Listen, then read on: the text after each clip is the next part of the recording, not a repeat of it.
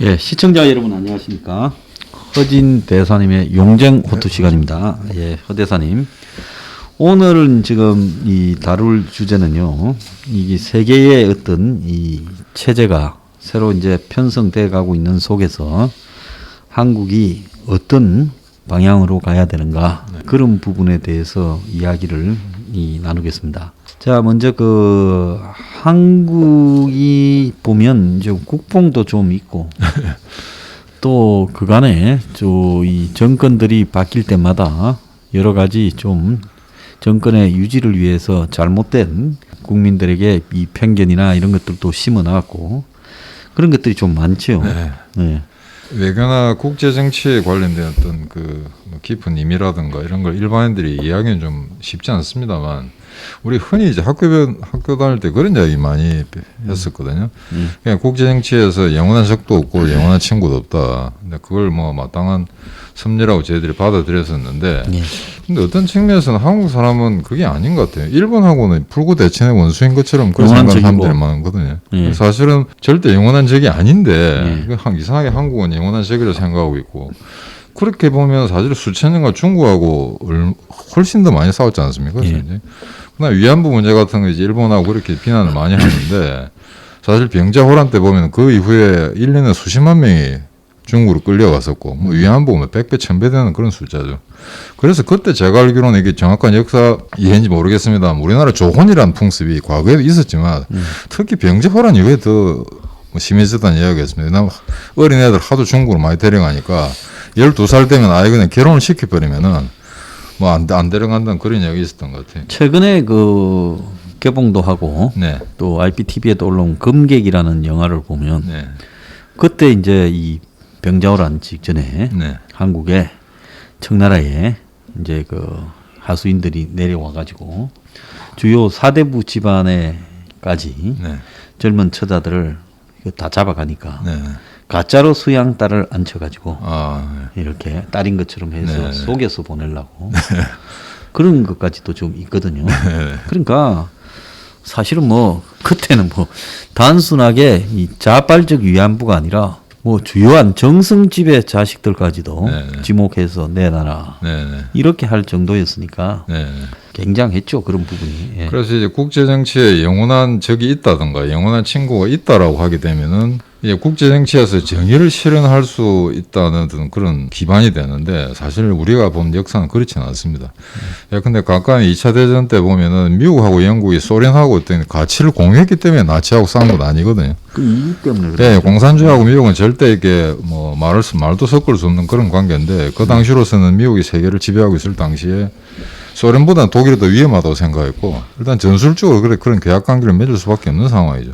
그때 이제 제가 볼 때 미국의 이 소련 스파이들이 영국의 소련 스파이들이 미국의 루즈벨트에게 좀 잘못 인식을 시킨 거 아니냐. 지금 입장에서 역사를 해고해 보면 독일하고 소련이 지치도록 그냥 나자빠질 때까지 미국이 전쟁에 개입을 하지 않고 같이 그냥 거의 소멸돼 가도록 내버려두는, 미국이 개입 안 했으면 독일도 좀 오래 버티지 않았겠습니까? 원래 영미나 특히 처칠 같은 경우는 그렇게 생각했을 거예요. 그럼 미국은 일본이 미국을 공격했으니까 일본하고만 전투를 하면서 유럽 전쟁에는 개입하지 않고 독일하고 소련이 서로가 소모되도록 내버려두는 게.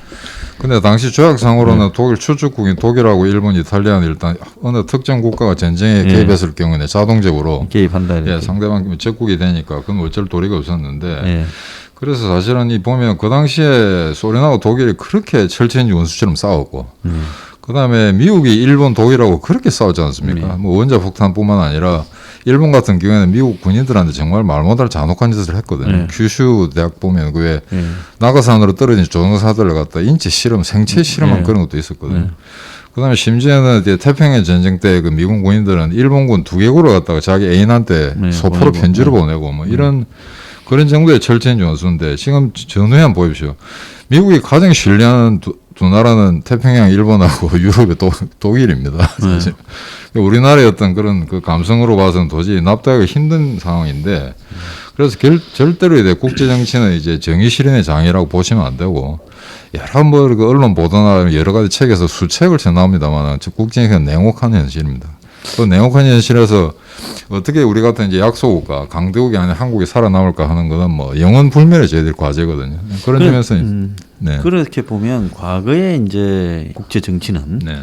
냉혹한 현실이지만은 마치 뭐 유엔이 있고 현대 시대에 들어서는 국제 정치가 그래도 뭐 상식에 의해서 움직이는가 이렇게 비춰지지만 네. 가끔씩 보면 약한 나라 그런데 아무것도 먹을 거 없는 나라가 네. 그야말로 뭐 다 죽을 때까지 서로 이 대리전으로 싸워서 소멸되고 이런 부분도 거의 뭐 개입하지 않고 방치하지 않습니까? 네, 그렇죠. 지금 소말리아 같은 경우에 뭐 거의 무정부 상태가 끝없이 되고 있지 않습니까?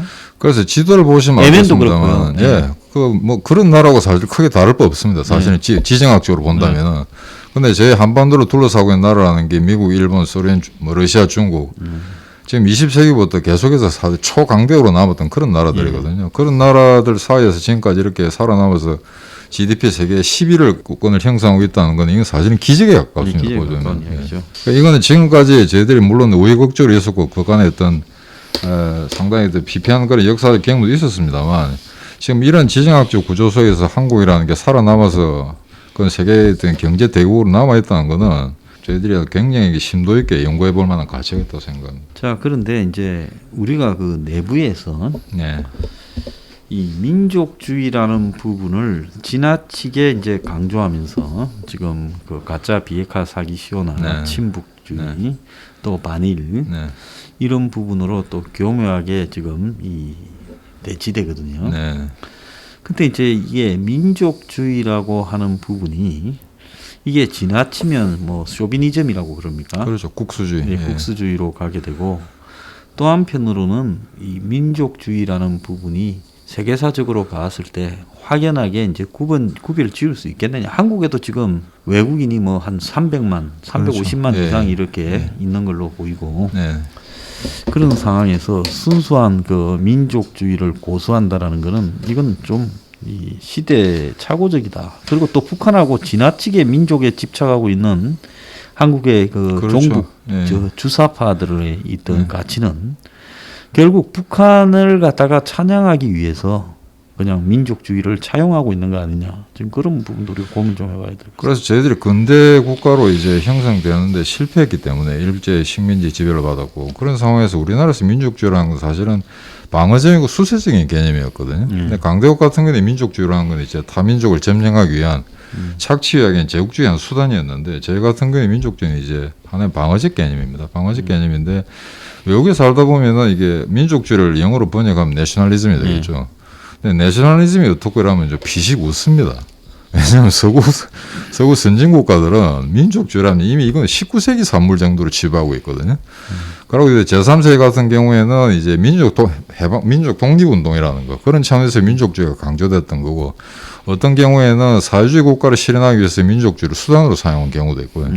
그래서 그런 점에서 민족주의라는 거는 어찌 보면 어떤 특정한 공간, 특정한 시공간 속에서 발현되는 특수한 산물로 봐야 되는데 지금 한국 같은 경우에는 지금도 마찬가지입니다. 지금 소장님 말씀하신 것처럼 개방무역을 지금까지 저희들이 한 70년 추진해왔고 외국 노동자들 그렇게 받아들이고 저희들은 개방무역 없이는 살 수 없는 나라인데 어떤 측면은 굉장히 폐쇄적인 아직도 보면 위정 척사파 그런 어떤 관념들 한국 마음 구석에 가지고 있는 것 같아요. 그래서 이렇게 생각하시면 될 것 같습니다.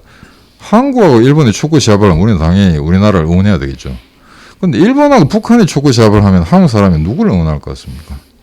북한을 하는데 나는 일본을 응원합니다. 저는 일본을 응원합니다. 응원하는데 왜? 가치를 공유하니까. 예. 근데 사실은 이 문제에 대해서 정치적으로 중립이거나 아니면 여야 또는 진보 보수를 떠나서 이 문제에 대해서 어떤 현상이 나올지 상당히 재밌거든요. 근데 제가 이런 이야기를 들었어요. 이제 한국하고 일본의 그런 관계, 이제 역사적 관계를 이야기했더니 네덜란드 사람이 그러더라고요. 그 네덜란드 대사가 자기들도 독일하고 사이가 안 좋다. 2차 대전을 전후해서 독일하고 이제 축구 경기를 하게 되면 그건 완전히 뭐 너가 한일전과 똑같은데 만약에 독일이 한국하고 시합을 하게 된다면은 네덜란드 사람들은 100% 독일을 원한다는 겁니다. 왜? 유로피안이다 이거죠. 네, 그렇죠. 근데 유럽에는 꼭 이유라는 그런 어떤 공동체 개념이 아니라 하더라도 지역적으로 자기들은 어떤 그 같은 회원국가다라는 개념이 있는데 한국은 그게 없거든요. 아마 아시아 전부가 다 그럴 겁니다. 그러니까 유럽 같은 경우에는 자기를 그렇게 수백 년 동안 치고받고 싸우면서도 기독교 문명이라든가 그다음에 의회 민주주의라든가 아니면 시장 자본주의라든가 그런 어떤 공통 개념들이 있는데 아시아 같은 경우는 전부 다르죠. 수십 개 국가가. 근데 우리가 좀 생각해 봐야 될 게 민족주의를 현대적으로 보자면 같이 공유해야 될 가치가 있는 단일 민족이라는 정도는 좀 생각을 해야 되는데 네. 우리가 조선을 보면 이거는 뭐 일제의 봉건 체제, 일제가 아니라 과거 일본의 네. 그 이 막부 시대 봉건 체제보다도 더 착취적인 체제였잖아요. 그렇죠. 나름 봉건 일본의 그 막부 시대의 봉건 체제는 나름 좀 합리적인 지배 구조를 가지고 있었죠. 상업도 장려하고 농업도 장려하고. 근데 한국의 조선이라고 하는 걸 보면 이거는 거의 뭐 완전히 양반들의 착취 구조. 인구 절반이 노비였어요. 네, 노비였어요. 예. 그러니까 이런 체제에서 무슨 놈의 그 노비와 양반 사이에 네. 또 뭐 상민이라고 하는 농민 사이에 뭘 공유할 가치가 있었어요? 같은 민족이라고요? 아니 그러니까 우리나라 임금이 동학난이 나니까 청나라고 일본 군대를 불러서 진압시키지 않습니까? 임진왜란 때도 네. 무슨 임금만 도망가니까 그 네. 도성을 불태운 사람이 네. 조선의 그냥 네. 평민들이에요. 그리고 심지어 뭐 저기 뭡니까 그 선조의 아들도 잡아다가 그렇죠. 창경도에서 일제에 넘겼잖아요. 선조 도망가니까. 일본군한테 넘겼잖아요. 예. 왜군한테. 지금 현재 북한 우리가 조선이 있다가 일제 식민지하에 가서요. 네. 일제 식민지하에는 막 그런 대로 탄압받는 식민민족이다. 그런 부분에서 계급이 없어져서 공유가 조금 생겼을는지 모르지만은 저기 이제 그 이후에 북한과 남한으로 나누어져서 저쪽 공산 체제로 간 저쪽하고 뭘 공유할 게 있다고 민족을 따집니까? 저건 솔직히 말하면 조선 시대보다도 더 태형적인 일종의 김씨 왕조를 그렇죠. 살고 있는 사입이 예? 사회주의를 표방하는 사입이 왕조죠. 근데 그렇지 사실은 않습니까? 사회주의도 아니고요. 사회주의도 사회주의에 어떤 아니고요. 근본 예. 이념과는 전혀 네, 전혀 관계없는. 예, 다른 관계가 있는 거죠. 그렇다면 저 체제와 도대체 뭘 가지고 우리가 언제 봤다고? 조선이 있다가 그다음에 공백이다가 네. 그다음에 북한 남한으로 나눠졌는데 조선이라는 거는 진짜 무슨 민족주의 공동체를 가질 만한 저는 그런 체제도 아니었다.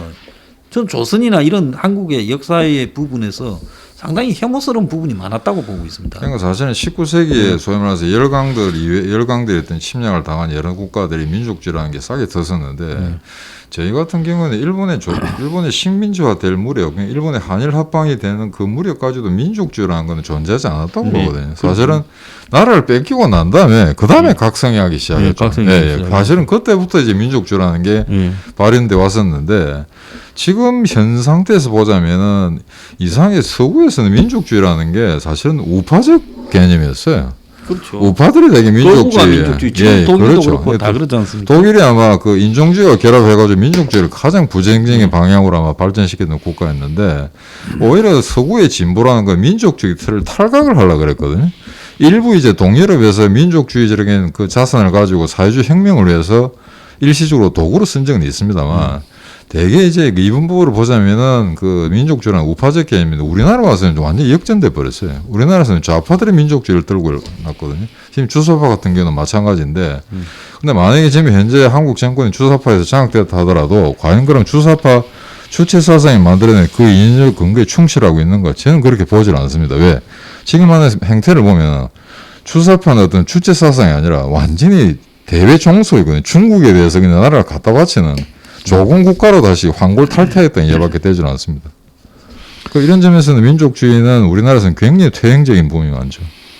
그래서 사실은 제가 볼 때 그 NL 주사라고 하는 북한을 추종하는 한국의 학생운동이나 그 이후에 그런 성향을 가진 정파가 따지고 보면 거부지요, 한국에는.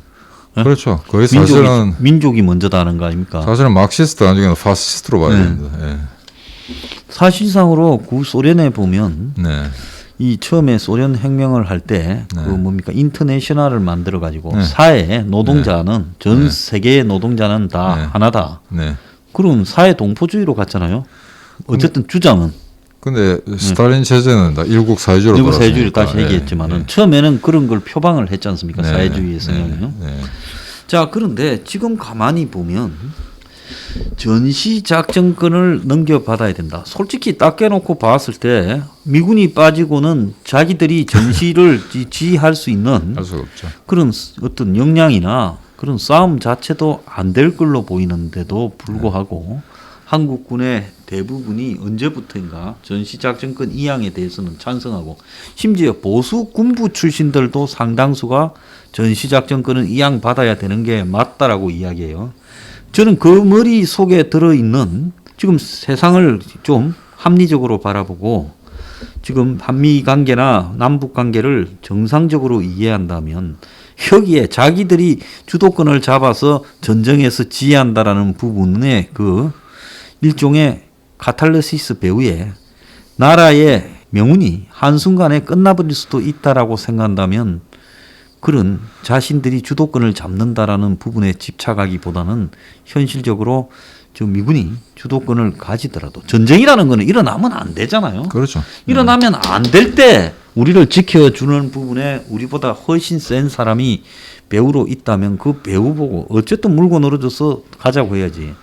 도대체 전시작전권 이양에 대해서 좌우를 막론하고 군부 상당수가 찬성하고 있다라는 이 부분에 대해서 난 거의 뭐 유치원아마 초등학생 수준의 발상이라고밖에 볼 수 없는데, 그러니까 형식적으로 그렇게 되죠. 우리가 주도적으로 군사 작전을 갖는다. 그 자체만 가지고 우리나라 국가 존업이 향상되는 걸로 이렇게 그런 프로파간다를 만들어내죠. 하지만 정말 현실 정치 세계에서 볼 때는 전작권을 가지고 저희들이 많이 가져온다는 건 사실은 한미 동맹이 약하겠죠. 예. 약화가 되는, 결과적으로 약화가 되는 거고, 결국에는 전시작권을 우리가 갖고 온다는 걸 가장 반격을 즐길 나라는 아마 북한하고 중국일 겁니다. 그 전시작전권을 가져온다라는 것은 뭐 간단히 이야기하면 유엔 사령부가 사실상 해체되고 그렇죠. 현재 한미연합사 구도도 해체되고 미국은 사실상 한국에서 반쯤 발을 뺀 상태에서나 가능한 부분인데 처음에도 미국은 가져가라고 옛날에는 넘스펠드 때 툭 던졌죠. 노무현 정권을 갈구려고요.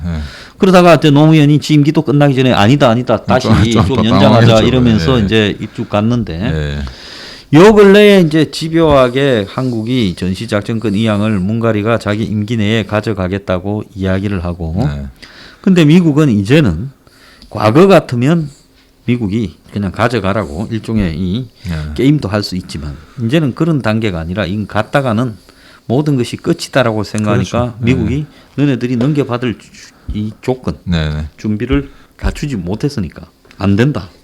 왜 시한을 정해놓고 달라고 하느냐. 이렇게 하는 거 아니겠습니까? 그거는 지난번 뭐 트럼프 말기 때 아마 미국의 군부들이 아마 그거 하나는 아마 제대로 아마 단도를 한 것 같습니다. 했는데 지금 이렇게 그냥 도식적으로 생각하면 될 것 같습니다. 주한미군을 국내 좌파나 북한 같은 경우에는 주한미군을 철수시켜야 되는데 당장 주한미군 철수해가 수십 년 떠들어봤지만 되지 않으니 일단 전작권을 가져오게 되면 그 다음 단계는 유엔사 해체일 겁니다. 유엔사 해체되면 굳이 주한미군이 여기 있을 계제가 안 되는 동기가 없게 되는 거죠.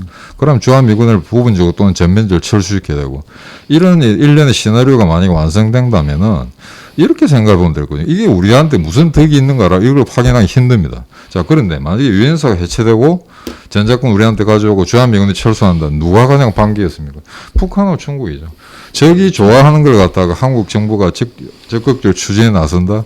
이건 예적지의 충분 조건이 된다고 생각합니다. 자, 그 다음에 지금 현재 문가리 정권이 가짜 비핵화를 이렇게 추구하면서 국민을 상대로 전쟁을 할 거냐, 평화를 택할 거냐, 너는 어떤 걸 원하냐 해서 이 비핵화 사기 시효를 비판하거나 반대한다면 너는 전쟁을 원하는 세력이다. 꼭 그런 식이죠. 이렇게 몰아넣지 않습니까?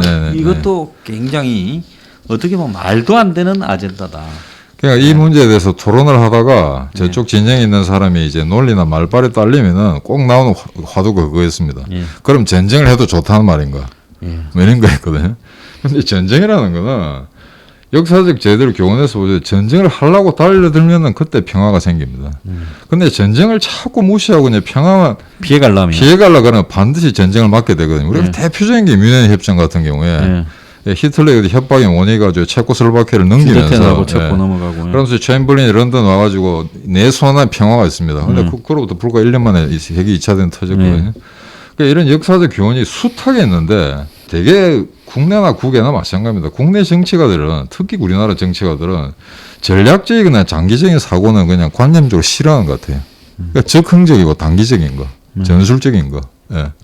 그런 데만 특화되어 있기 때문에 과연 이 주한미군의 존재라든가 전작권이라든가 이게 만약에 지금 현존 상태에서 만약에 변화가 일어났을 때 앞으로 우리에게 어떤 충격이 다올까 하는 것에 대해서는 설마 이게 군인들도 별로 그렇게 심각하게 생각하지 않는 것 같아요.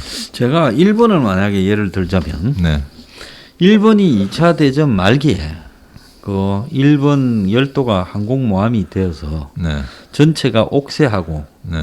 없으면 죽창을 들고라도 싸우다 죽자 네. 하고 유황도나 네. 뭐 그전에는 뭐 괌 사이판이나 네. 또 뭐 과달카날이나 뭐 리테나 쭉 미국이 점령하는 태평양의 섬마다 엄청난 희생을 그렇죠. 치르도록 해줬잖아요. 네. 그렇죠. 네. 그러고는 이제 일본 근처에 와서는 유황도, 그 다음에는 이제 오키나와에서 네. 그냥 미군이 아주 해를 내두르도록 만들었단 말입니다. 그러니까 미군이 핵폭탄을 쓰고 일본이 항복하니까 네. 미군이 일본을 우리가 다 점령하려다가는 한 최대 50만도 죽을 수 있겠다. 그렇죠. 예, 네. 그건 판단을 했어요. 그러니까 네. 그야말로 2차 대전 전체에서 죽은 숫자보다 더 많은 사람이 지금 일본에서 죽을 수도 있겠다. 네. 그러니까 이거는 점령을 포기하고 한 두 번 겁줘서 그다음에 항복 제한이 오면 저놈들이 어지간하면 항복할 놈이 아닌데 핵폭탄 그게 쓰면 사실은 인명 피해를 줄이는 네. 거죠. 그러니까 항복하게 되면 네. 저놈들은 저 천황도 유지시켜주고 네. 그냥 우리 밑에 복속만 시켜가지고는 가자. 네. 이렇게 되면서 일본이 그 패망의 항복 조건이 굉장히 유했지 않습니까? 보상 조건도 없어지고 다 그냥 일본이 사실은 뭐 천황 체제와 그 이후에 또 뭐 일종의 가벼운 전범들은 다 복귀해서 네. 그냥 유지했고 그건 전범 독일과 기업들도 다 마찬가지고. 유지했고요. 근데 하나 이게 재밌는 거는 지금 아마 이걸 아시는 분들이 많지 않을 것 같은데 메가다가 분쟁을 하지 않았습니까?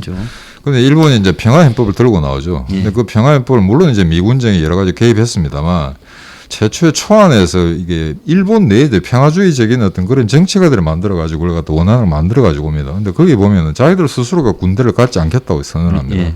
그게 전 세계에 대한 가장 큰 사죄라고 생각한 거죠. 말이 아니고. 우리는 침략 군대가 아니다, 더 이상. 따라서 자위대는 이제 국방군이라는 걸 만들지 않겠다라고 한 거는 근데 일본이 스스로가 만들어낸 거였거든요. 근데 그걸 하다 미국이 아마 메가더가 강요해서 한 거로 알고 있는데 그렇지는 않습니다. 역사적 그 문건이나 보면은 메가더가 그 원안을 보고 상당히 놀랬다는 이야기에서 야, 일본 사람들 이 정도까지 저자세로 나올 줄은 몰랐다. 우리가 반대할 이유는 없다. 그래서 지금까지 어떤 그 미국의 해구산 아래서 지금까지 평화 그런 번영을 유지한 게 일본인데. 그래서 일본이 그 지금까지 평화를 유지한 거는 이 전쟁 막판까지 끝까지 그냥 다 죽더라도 싸우겠다라고 하는 부분에 대한 그 미국의 놀라움, 연합군의 놀라움이 일본이 항복을 그냥 하니까 상당히 관대함으로. 당연하죠. 근데 이 미국이 놀랬던 거는 이게 태평양 섬 하나를 점령하지 않습니까? 그럼 그 이전에 다른 전쟁에서는 어떤 특정 국가가 이제 패전국으로 몰릴 경우에 패전국가 병사들 훨씬 많이 죽습니다. 승승장군이 이제 승전국가 군대가 이제 사상률이 훨씬. 근데 이건 반대였다는 겁니다. 일본 본토에 접근할수록 미군의 사망자 수는 더 늘어났고 심지어 이오지마 같은 경우에는 일본군보다 미군이 더 많이 죽었거든요. 사상자 3만 명이 넘었거든요. 자, 그러다 보니까 이오지마 같은 경우에 하고 나서는 이거 미국 군부 생각을 바꿔야 되죠. 도저히 뭐 해병대에 일본 본토 상륙에 이거 어림도 없다. 그래서 원자폭탄 투하로 막 작전 결정을 내리게 된 계기가 됐던 걸 알고 있습니다. 그래서 이거 전쟁과 평화는 양자 이 택일의 개념이 아니라 결국은 전쟁을 감수해야 평화가 유지될 수 있다라는 부분을 우리가 배운 거 아닙니까? 베트남 같은 경우에 보면 그렇죠.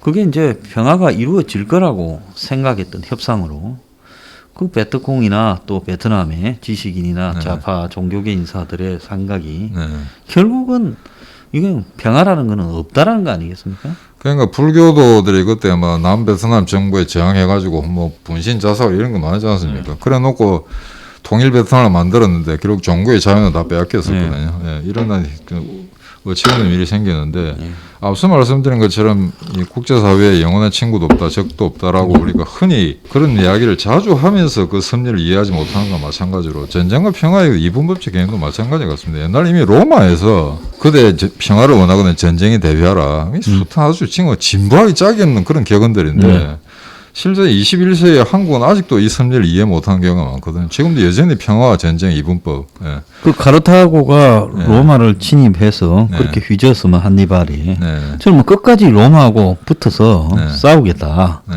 이렇게 했어야 되는데 네. 내분이 일어나가지고 네. 결국은 저렇게 완전히 초토화돼 버려서 사라져 버렸지 않습니까? 그러니까 아주 근자의 예를 보자면 한 2년 전에 한번 생각해 보십시오. 2018년이었죠. 그때 아마 미국 태평양 함대 2차 대전 이후에 항공모함이 똑같이 동해에 이렇게 정박했었거든요. 그때 정말 전쟁 일촉즉발 상태에 간 상태였는데 그런 식으로 몰아붙이니까 김정은이가 평창올림픽에 나오겠다 했거든요. 그러니까 이거는 굳이 멀리 뭐 옛날 고대사 뭐 중세 역사 들밀 필요도 없습니다. 그러니까 아주 강압적으로 언제든지 전쟁을 불사하겠다고 나올 때, 예, 그때 로그 스테이트 같은 경우는 그때 이제 무릎을 꿇고 나온 거거든요. 근데 지금 저희들이 만약에 평화 교섭이나 그런 평화적인 추파를 던진다고 해서 북한이 그런 미사일 개발 안 할 거냐? 그건 천만의 말씀이죠. 자, 그러면 지금 현재 이제 한국의 이 지금 역사에서 네. 민주화 운동 예. 또 그 이후에 80년대 학생 운동 이런 부분들이 이제 뭐 그 부마 사태 뭐 또 5.18 그리고 또 뭐 6월 항쟁 이런 부분들이 마치 이제 그 오늘날 한국 역사의 발전에 중요한 축이 된 것처럼 이 40대부터는 뭐 그렇게 젊은 사람들이 인식을 하고 있잖아요. 근데 이 솔직하게 언젠가 이 부분에 대한 역사를 따로 짚어야 되겠지만 한국의 이 80년대의 학생 운동은 월남에서 베트콩 운동과 같이 사실상으로는 민주주의를 표방한 그야말로 이 친북적 운동이었다. 그래, 이 부분의 예. 부분을 저는 부인할 수 없다고 보고 거기에 물들었던 사람들이 지금 노무현 정권에서는 일정하게 그래도 중하위로 있다가 지금 문가리 정권에서는 중상층으로 올라가면서 거의 뭐 기득권이 됐죠. 이제 기득권이 돼버리면서 이 나라가 친북 친중 지향으로 가고 있는 거 아니겠습니까? 제가 학교 80년대 뭐 수학에도 학교 다니셨겠지만 그때 졸업할 무렵에 우리나라에서 운동권 기득권이라는 말을 상상할 수가 없었거든요. 걔들이 정권을 잡는다는 건 상상할 수가 없었고, 또 다른 형태로 정치 무대에 뭐 이렇게 등장할 수는 있었겠지만, 그러니까 지금 보면 현재 정권을 잡고 있거나 지금 뭐 청와대 비서관 행정관하는 친구들 아마 저희들하고 거의 뭐 연배가 비슷할 것 같은데 1980년 인식에서 한 발자국도 안 벗어났더만요 보니까. 근데 지금 이제 그때 80년대를 경험하지 못한 사람들은 이 사람들이 그때 80년대 운동을 갖다가 순수하게 민주화의 열망에 의해서 만들어진 운동이라고 생각하는데 실제 그 시대를 살았던 수학님의 저는 그하고는 굉장히 다른 생각을 하고 있거든요. 처음부터 그렇지 않았다는 거죠. 예. 만약에 그 사람들이 정말 군사 독재로 만약에 비틀어진 왜곡된 우리나라의 어떤 그 현실을 민주주의 제도로 복원시키기 위해서 확고하게 민주사를 만들기 위해서 했다면 독서를 그딴 식으로 하진 않습니다. 이 사람들의 독서는 완전히 공산주의자들 책만 읽은 거거든요. 그 당시 출판 문화, 뭐 한길사, 돌베개, 뭐 다 아시죠? 그런 출판사들. 나남 그런 출판사에 만드는 99%가 막시스트 서적이었습니다.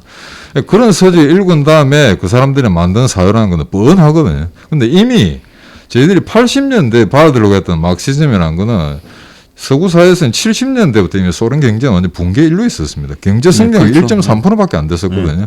한때 세계 최강의 경제 성장률로가 세계 최대의 철강 생산을 자랑했던 소련이 결국 70년을 버티지 못한 망한 상황이었거든요. 근데 우리가 불행했던 거는 사회주의권이 전부 망하는 상황에서 우리는 그걸 마지막으로 받아들인 나라였습니다. 양키고 홈을 전 세계 가장 마지막으로 한 나라였거든요. 남들이 이미 다 하고 용도 폐기된 거.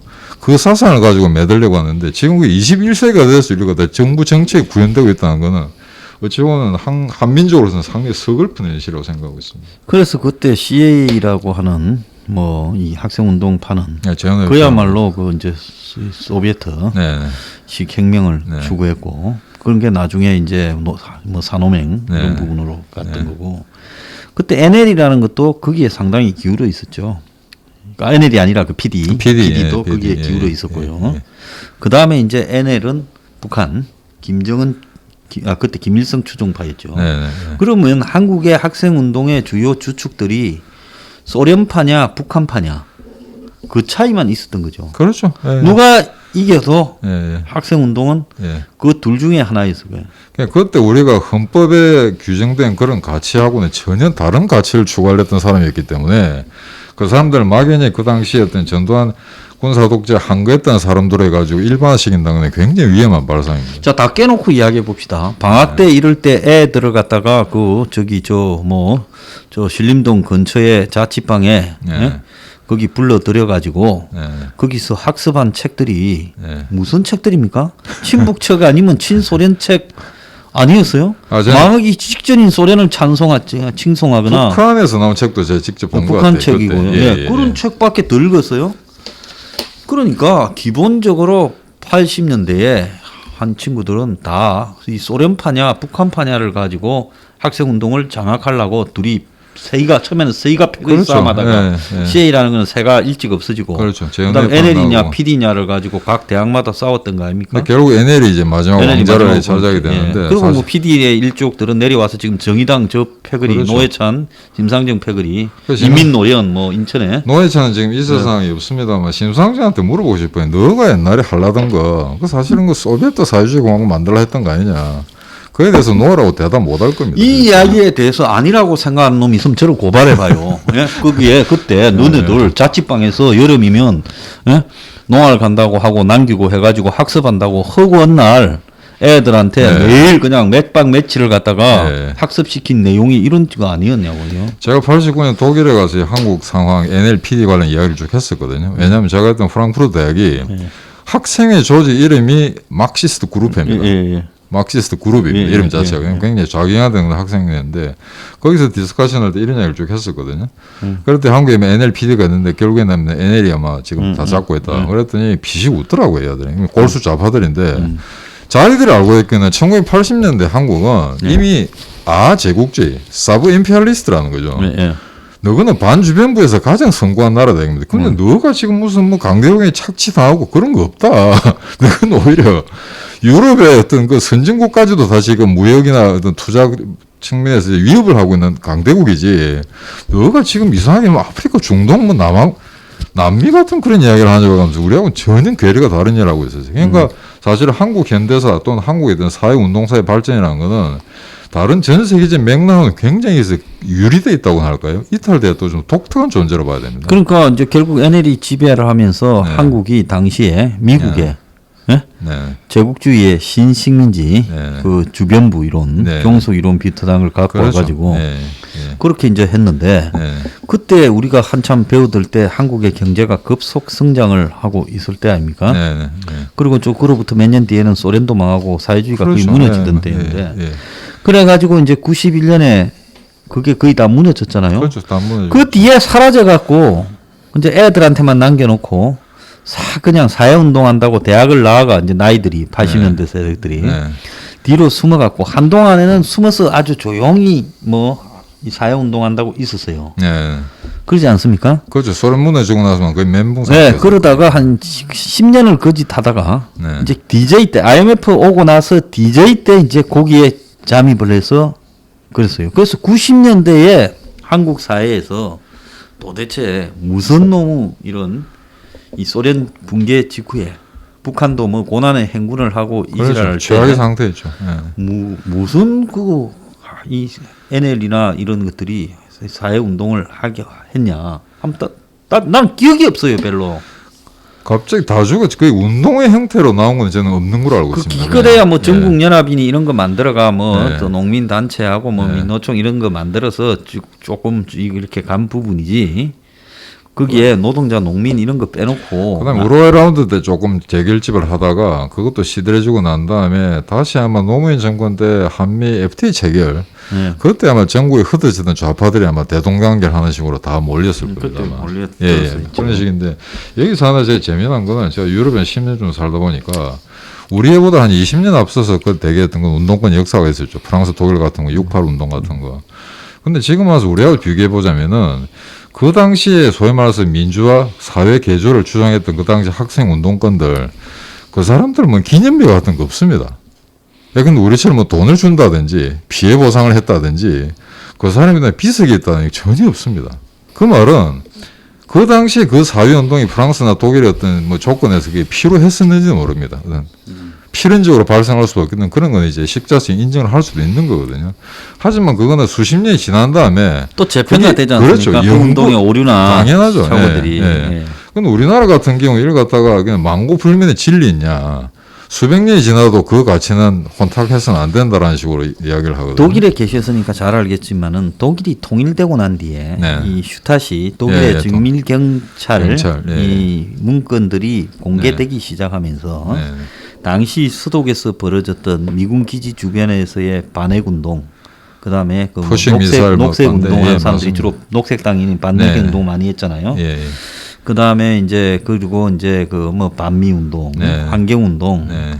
이런 부분에 상당수가 그 동독의 다 공작이었다. 드러났죠. 예, 또 다 서독 드러났습니다. 정부의 핵심에도 뭐 브란트입니까? 빌리 그 브란트. 저 비서관이 기욤이라고 동독권 정 동독의 파견. 현역 그 당시에 대위였어요. 예, 현역 대위가요. 그렇게 하지 않습니까? 예, 결국 그게 아마 빌리 브란트 실각으로 이어지죠. 실각으로 이어지죠. 그러니까 당시에 그런 부분들이 나중에 다 입증이 됐고 또 베트남이 지금 무너지고 난 다음에 그때 이제 이 03 베트남에서 나타났던 베트콩의 실체들 이런 것도 다 드러났지 않습니까? 그렇죠. 그래서 만약에 지금 북한이 무너져서 북한 내부에 문건 딱 통전부의 문건이 통째로 넘어오면 한국에 누가 간첩이었는가?